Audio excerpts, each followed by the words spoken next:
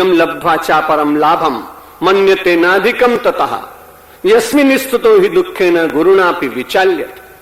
वो इतना बड़ा लाभ है कि जहां मानव बहुत बड़े से बड़े संकट के बीच में रहकर भी विचलित नहीं होता।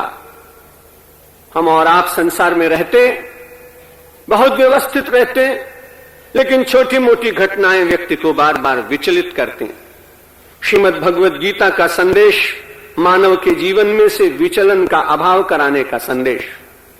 वो अविचल भाव से, जिसको स्थित प्रज्ञ कहा है भगवद गीता ने, उस प्रकार से संसार की घटनाओं में, अनुकूलता में, प्रतिकूलता में, प्रिय में, अप्रिय में, संयोग में, वियोग में, मान में, अपमान में अपने जीवन को चलाने की शक्ति प्राप्त करे। इसलिए श्रीमद् भगवद गीता का दर्शन।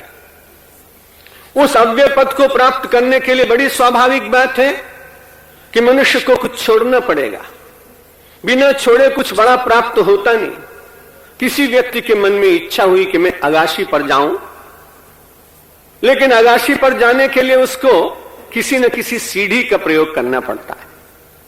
और जब वो सोपानों के ऊपर चलता है तो कई बार ऐसा होता है कि उसने छत तो देखी नहीं होती, अगाशी तो उसने देखी नहीं होती, लेकिन सीढ़ियां दिखाई पड़ती। किसी व्यक्ति ने कहा कि छत के ऊपर तो वैदूर्य मणि लगी हुई हैं जो बहुत चमकती।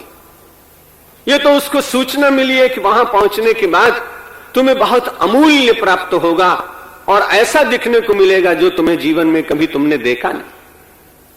लेकिन जिसने उस उच्च शिखर की भव्यता और महार्घता का वर्णन किया, उस मूल्यवान तत्व का वर्णन किया, उसी व्यक्ति ने प्रकारांतर से धीरे से जो सीढ़ी थी, उन 5, 7, 10 सीढ़ियों के ऊपर सबसे पहली सीढ़ी को चांदी से मढ़ दिया।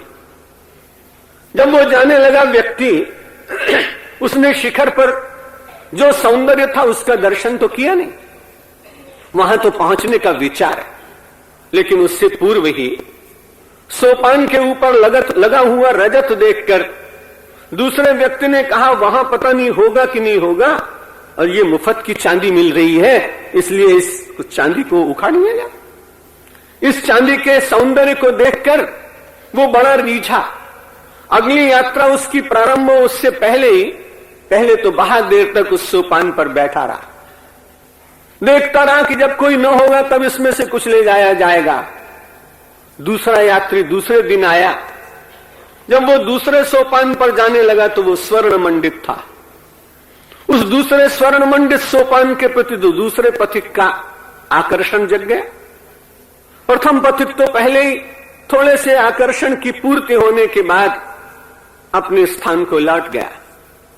जिसे वैदूर्य मणि का दर्शन करना था, शिखर पर पहुंचना था, वो तो केवल थोड़े से रजत दर्शन के भटकाव में पहुंचकर, और पहले भटका, फिर अटका, और फिर जीवन में लग गया एक झटका, और उसके बाद तो फिर उसके जीवन में कुछ मिल नहीं पाया, वो घूमता ही रह गया भटकाव में। जीवन सारा भ्रम में ही भटकते व्यतीत हो गया।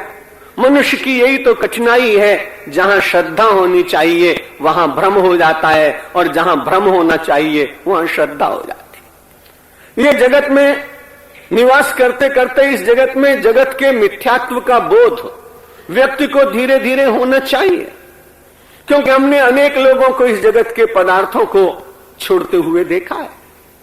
इस जगत में से उनका प्रस्थान भी देखा है। सामान्य पर्णकुटीर में रहने वाले एक गरीब से लेकर और बहुत बड़े उद्योगपतियों तक को भी इस संसार से जाते हुए हमने देखा है। इसलिए रोज मालूम पड़ता है जगत सदा ठहरने का स्थान नहीं।